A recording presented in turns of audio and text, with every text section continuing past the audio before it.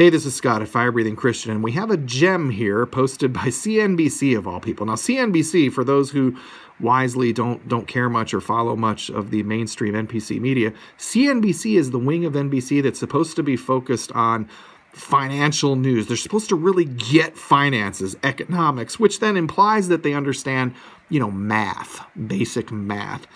And yet, in their zeal to join in the NPC media crowd in defense of Disney's approach to the Star Wars franchise, they cranked out this article today. You just have to comment on this. It's just too good to be true. And by too good to be true, I mean, of course, too awful almost to be believed. And yet here it is. And remember always, too, as we're going through this, these are the professionals. These are professional journalists. And not only professional journalists, economically inclined, mathematically competent journalists, supposedly. And here's the article. Disney bought Lucasfilm 6 years ago today and has already recouped its $4 billion investment. Here are the bullet points. 6 years ago, Disney bought Lucasfilm for $4.05 billion. The 4 Star Wars feature films Disney has released since 2015 have grossed more than $4.8 billion at the box office. Disney also makes money from licensing agreements and sales of merchandise, apparel, and toys. Now, what immediately should hit anyone with a basic elementary school level understanding of economics, business, just anything at all, is that, well, now, you can't really have recouped the $4 billion that's mentioned here if you've grossed, not netted, $4.8 billion at the box office, because there are these little expenses. There's these things called expenses, the other side of the ledger.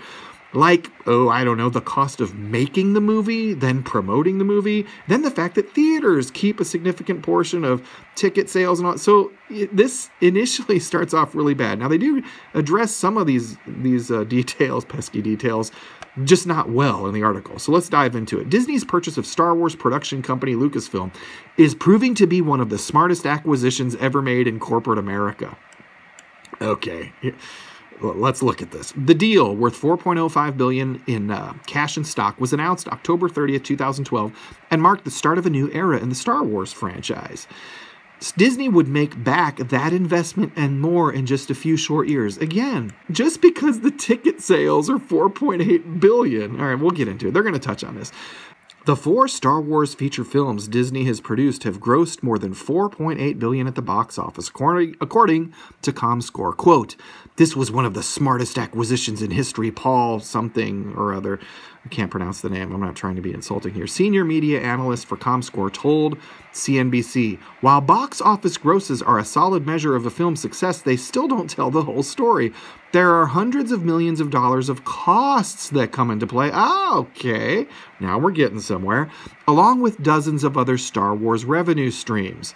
And here we see a chart. This is an interesting chart. You really ought to go to this to the story here to just look at this. The chronicling of the implosion of the value of the Star Wars franchise. And now Solo, the last film, lost about $100 million. I mean, that's the context in which we live. That's the bottom line numerical reality. But anyway, so I'm going to read through the rest of the article. We might come back to this chart and examine a few other points as we go. But the article continues. "The receipts don't account for the estimated $200 to $300 million Disney shelled out per film in production costs, or the money spent on its robust marketing campaigns to promote each release." Yeah, and typically the promotion costs are the same, or in the case of Star Wars movies, maybe even slightly more than the promotion costs are slightly more than the production costs. So if you're talking $300 million to make the movie and probably another $300 million or more to promote it, that's $600 million per movie. Okay.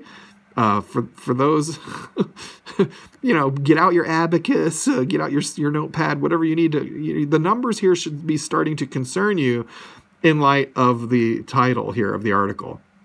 Has already recouped its $4 billion investment. Really? That's interesting. How's that work? The article continues. "Then there's also the money Disney makes on DVD, Blu-ray, and digital sales, not to mention licensing agreements for the brand and sales of its own Star Wars apparel, toys, and novelizations. Ahead of the release of The Force Awakens in 2015, Disney's earnings got a boost from the sales." Okay. we get the idea there. Let's continue, skip on down here and get to, I think, some more relevant points. Bob Iger, who became Disney CEO in 2005, is no stranger to making big acquisitions. Iger facilitated the purchase of Pixar in 2006 for $7.4 billion and Marvel Entertainment in 2009 for $4 billion. Both production companies have gone on to make billions at the box office. No doubt that those have been profitable. No doubt about it. Lucasfilm is poised to do the same. Is it?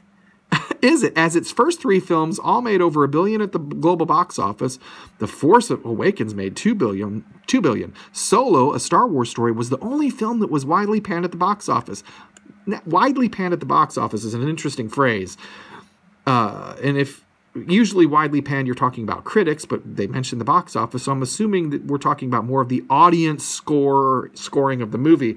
And the Last Jedi, or as we refer to it, The Least Jedi, was also very much, and legendarily so, very, very much panned by audiences. Very much so. As a matter of fact, that's why The Least Jedi made just over half of what The Force Awakens did.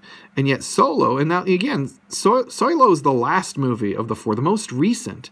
And so the Least Jedi, part of the ongoing trilogy of trilogies, it dipped down to 60% of the performance of The Force Awakens, and now Solo is actually losing money. Now we're to where Star Wars, and what does anyone see? You see a trajectory here in this chart? What's the can you see that, CNBC? Can you, if that continues in some way, shape, or form, what does that mean? What does that mean? And when you actually run all the numbers and consider that and realize that Disney is nowhere near recovering the $4 billion it spent to buy Lucasfilm at all. Nowhere near it. And at the rate it's going, it may never recover that money. Let's just be real here. I mean, look at the numbers. It's a math thing, And the article continues here, and I love this part. Solo still made a lot of money, De Grabadarian said. By any other measure, Solo was a success. Any other measure? Like, what measure? I mean, it cost more than it brought in. Okay? So how is that a success? By any other measure of what? Any measure that doesn't use math, doesn't understand basic economics? I mean, just the fact that it's a big number. If you spend $1 billion producing and promoting a movie that makes $500 million, just because they're big numbers, it doesn't make it a success, okay? It's a big failure. And again, this is the franchise that used to be golden, used to be just the golden egg-laying goose, so to speak. All right, but this guy continues. But in the realm of Star Wars, anything less than a Grand Slam home run is seen as a disappointment. No, I'm talking about just in the realm of math and economics. If you make $1 less than you spent producing and promoting the product in question, that's a loser. It's not a winner, okay? It's any business that continues to operate that way goes out of business. That's how markets work. We won't continue with the article here, but you get the idea. The amazing delusional approach here taken to propping up the Disney approach to Star Wars, decimation of Star Wars and Lucasfilm, holding it up as like this brilliant. Disney's purchase of Star Wars production company Lucasfilm is proving to be one of the smartest acquisitions ever made in corporate America. I mean, in just 4 or 5 years, they've taken a franchise that would bring in $2 billion at the box office worldwide, and now they lose $100 million worldwide with a release of a movie. What is, I mean, and that whole trajectory aspect of things just has no bearing in the article. Nothing at all. In typical NPC SJW form, these people they have no interest in reality.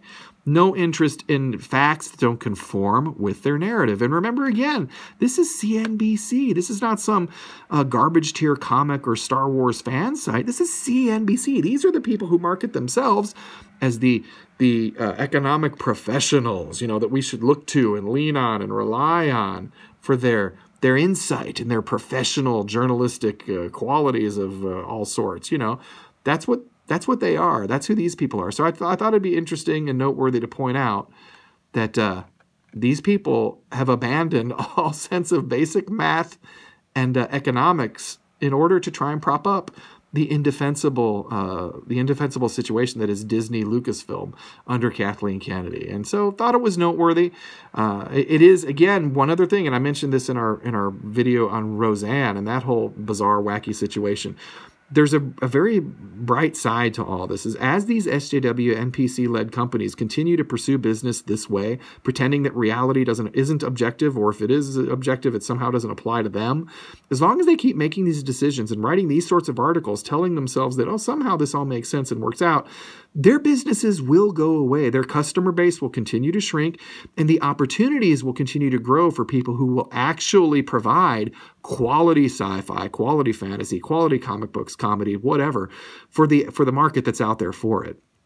And the NPC narrative is killing the NPC worldview, the programming, the uniformity, and the lack of creativity, and the very narrow band within which they allow themselves to think or operate and demand that anyone else think or operate. It's killing them. It's going to kill every business that they're allowed to dominate. If you appreciated this video and you want to support what we're doing, please like the video, share the video, and subscribe to the channel. If you're watching this on YouTube, please hit the little bell icon so that you can be notified every time we post a new video, which we're hoping to do regularly on a daily basis from here on out on this subject and related subjects. Thank you very much for your support. Without it, we can't continue to do this.